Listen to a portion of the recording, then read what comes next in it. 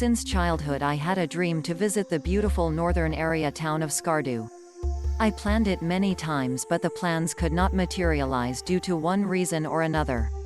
Then, as it happened, the trip to Skardu was planned and implemented on a very short notice when both of us were not guessing it.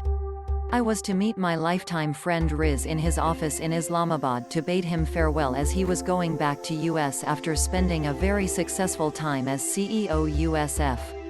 I reached Riz's place on Tuesday, 30th July 2019 at 14:30 by bus from Lahore after winding my way through picturesque hills of the Salt Range. Riz was kind enough for sending me his driver, and he asked me to come to his residence and have a lunch. I told him that I want to visit a friend to take back my luggage, so Riz suggested to drop me off first at his home and come by metro bus at night. I agreed. After meeting my friend, I collected my luggage and riding metro reached Riz's residence at 20:30, where I was told that Riz was waiting for me since 1930. He met me with usual Crescent School days fervor and we had a superb dinner. Later I told him that I had to visit PTCL headquarters tomorrow, that is Wednesday the 31st of July 2019. All of a sudden, during our conversation during dinner, Riz told me that one of his friends had a visit of northern areas and they are awesome. Riz said that he had some time those days and we both may visit Skardu from 2 through Sat, that is 1st to the 3rd of August 2019. I was overjoyed since it was like a dream come true. I instantly agreed to the proposal. On the following morning, after a lot of rain from late night to about 09:00, his driver dropped me at PTCL HQs, where I visited several of my longtime friends and colleagues and had lunch with them. Day 1. We started early from Riz place at 09:00 as the flight was at 10:45 and reached the new Islamabad airport at 09:45. We took the boarding pass and reached the waiting lounge by 10:10 am. We boarded the plane by 10:25, which took off exactly at 10:50. The scenery, after a few minutes of flight, was exotic and breathtaking as we were flying over snow-capped high mountains. The captain saw us K2's snow-capped peak, then after a few minutes we took a sharp right turn for landing at Skardu airport, and then the airplane started losing height sharply. Actually, flying at 8,700 meters for a mere 40 minutes flight is too much. The airplane took about 2 to 3 turn around Skardu city and then only it was able to land on the runway. The view below was breathtaking with Indus and sand and houses and some trees. Anyhow, when we landed, no sooner did we come out of the aeroplane than we both were captivated by the surroundings of the Skardu airport.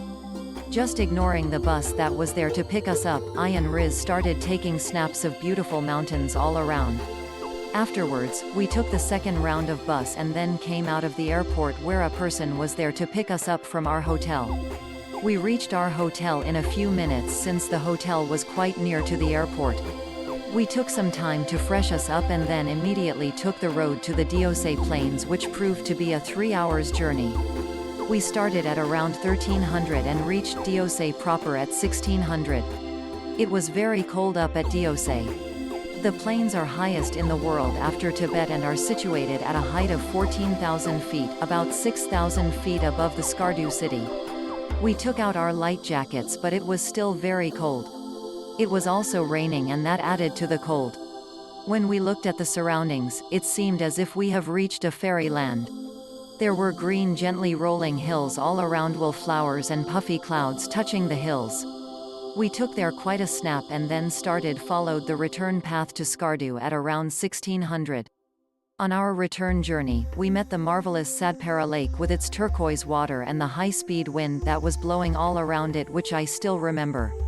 We then passed by the hydroelectric power plant of Skardu, which supplied electricity to Skardu city. After passing through several streams at which Riz stopped the jeep every time to wash his face with the fresh and icy cold water of which he was very much fond of, we reached Skardu city and took a very nice dinner of chicken boneless chicken at one of the local restaurants, which was one of the best I ate to date. Day 2. The second day was the 2nd of August 2019.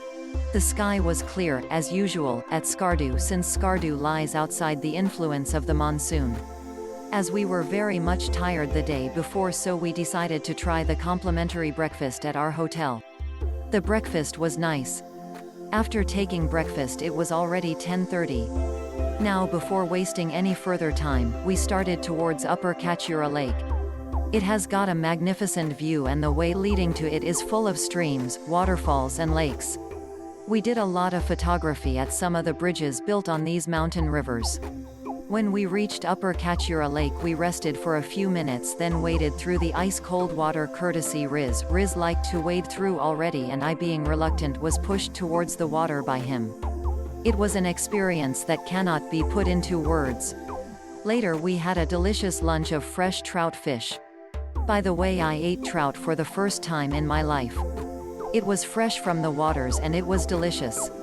After spending an hour or two at this spot we started for Lower Kachura Lake, which is nearby at a distance of half an hour. We parked our Jeep in the parking area and walked for about 10 minutes or so to reach the Lower Kachura Lake, which we found to be as beautiful as the first one but with facilities of boating, swimming, etc.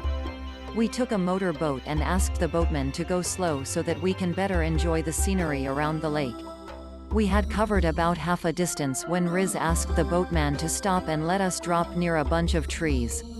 As we got out of the boat and started climbing the mountain full of trees, it was the most charming experience. Although the ascent was quite steep, but the fragrance around spread by the local herbs and the scene of the lake from the mountain made the hiking experience a memory to remember.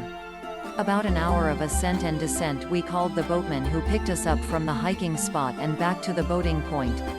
We had a lunch of trout on our journey back, which was delicious as usual.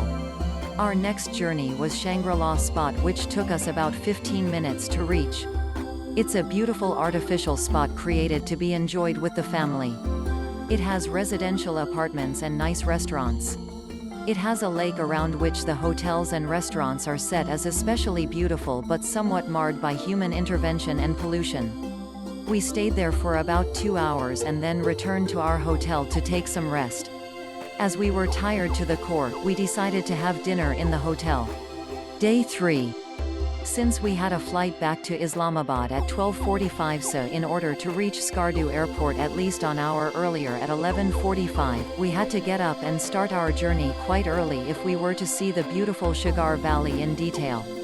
Shigar Valley is a beautiful valley at a distance of 80 kilometers or 1.5 hours by road from our hotel at Skardu. We started at 0730 in the morning and by about 0815 we were passing by the cold desert area of Skardu. It is very interesting that although this area of Pakistan is famous for its cool weather in summer, but it is so dry and the rainfall so meager that some parts of it have been converted to virtual deserts. The sand dunes were just like the Khalistan Desert of the Punjab or the Thar Desert of Sindh. The only difference being that this one was a cold one. After a half hour or so we reached a spot on a bridge where it was written that it is the entrance to Shigar. After crossing it and taking a turn we reached a spot which is called Shigar Viewpoint, from where whole Shigar Valley can be viewed. From a distance the valley appears to be an oasis in a desert.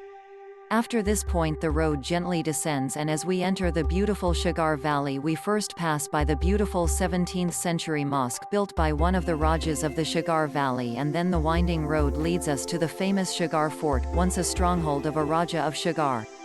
It was renovated by Aga Khan III and now it is acquired by a 5-star hotel company and is being run as a commercial hotel. As the fort opens at 1000 and it was only 0930, so we could not see the fort in detail, and upon request we were allowed to take a general view of the fort. It was a nice one with beautiful rooms made for the royalty. After a while we came out and took a nice breakfast at a beautiful spot over a rushing river stream just overlooking the fort. It was already 1000 hours now, so we decided to return to our hotel near the Skardu airport.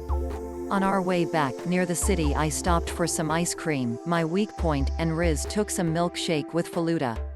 We then proceeded straight to the hotel, took the luggage and reached the airport exactly at 11:45. After checking in and boarding etc., we are in the airplane which took off at 12:55. Up in the clouds, after some time, we could see the peak of Nanga Parbat. Afterwards, passing over Mansehra, Abbottabad and Havelian, the plane started its descent. What a descent it was! Actually, to fly at 8,700 meters in a 40 minutes flight is too much.